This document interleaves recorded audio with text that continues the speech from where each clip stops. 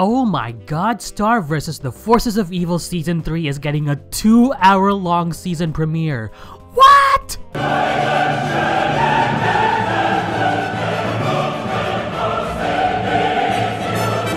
So, as you can tell, since I am a big fan of this show, I am of course very excited. That teaser trailer that Disney released 3 days ago might only be 15 or 16 seconds, but goddamn if it doesn't whet my appetite.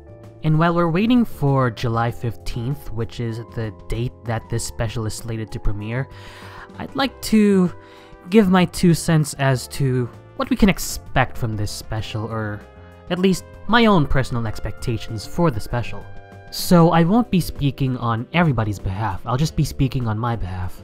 So I guess first things first, we'll get the obvious or semi-obvious speculation out of the way, which is that this special is most likely going to be a continuation of the Season 2 finale, Star Crushed, which by the way was amazing. And that's not just because I'm a dirty, filthy fucking Starco shipper, it really is a wonderful finale. So many things came full circle during the finale, yet it was kind enough to leave us wanting more by ending on a goddamn cliffhanger.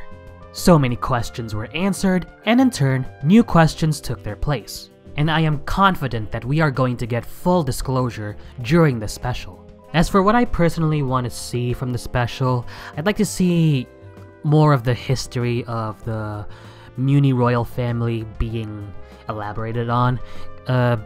Particularly the connection between Queen Eclipsa and Star, who is supposed to be equal or better than Eclipsa in terms of magical ability. Yeah, ever since that episode from Season 2, Baby, gave us that little nugget, that had me incredibly curious. I expect Eclipsa to not really play a massive role, but at least a significant enough role that she makes a substantial contribution to the story that's going to be told during the special. It would be nice if she were directly involved with the turn of events during the special, but at the same time, I really don't mind if her involvement was indirect. That way it would show that the mythos and the universe of the series are so well done and rich that characters who are bandied as important to the overall bigger picture of the series don't necessarily have to interact with the primary characters for their significance and presence to be felt.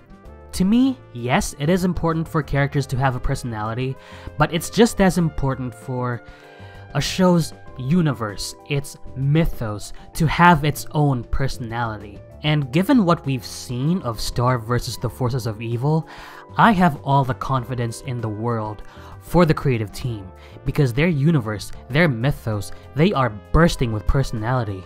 It's just like with Avatar: The Last Airbender and how Roku and Sozin were significant to the overall bigger story of that series without really having to interact with the main characters.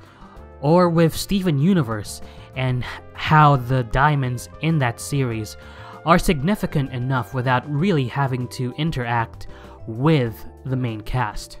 The other things that I'd like to see are more development of the dynamics that Queen Moon Butterfly, Star's mother, has with not just Toffee but also Ludo. I'll be honest, I prefer the more sympathetic light that the show portrays Ludo in during the final stretch of Season 1 and the entirety of Season 2. Maybe we'll get something like Moon was originally abhorrent to the idea of sympathizing for monsters, but something happened down the road that caused her to change her mind, and that something could involve Ludo and or his family. Something to that effect.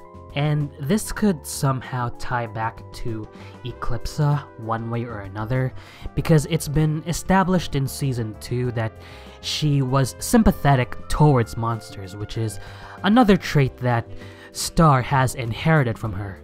And all this in turn could tie back to the overarching themes that I've noticed with this show since the very beginning. So these themes would be family, inheritance, legacy, living up to a reputable name, you know, all that jazz. Very typical fantasy stuff. But, like I said, that's just speculation on my end. We'll just have to wait until that fateful day comes. In the meantime, what do you guys expect from the special? Whatever your speculations may be, let me know in the comments section. Don't be afraid to share them. Before I take off, I'd like to give a shout out to Alpha J of the Alpha J Show. For anyone who isn't aware, Alpha J and I recently did a collab review on Star vs. the Forces of Evil. You can check it out over on his channel, along with the rest of his impressive content. Just like my collab with Shadow Streak back in December of last year, this one was a lot of fun to do. And I'm hoping to do more collabs like this with other YouTubers in the future. For the time being though, I am gonna focus on my next major video. Unfortunately, no, it is not a continuation of my Gumbomb recap.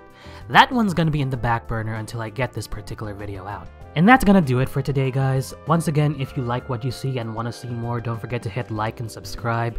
And be sure to follow me on my social media pages, so Facebook, Twitter, and Tumblr. And you can also check me out on my Discord server. Replicant D Execution. I'm the one and only CR Martin. Ciao for now.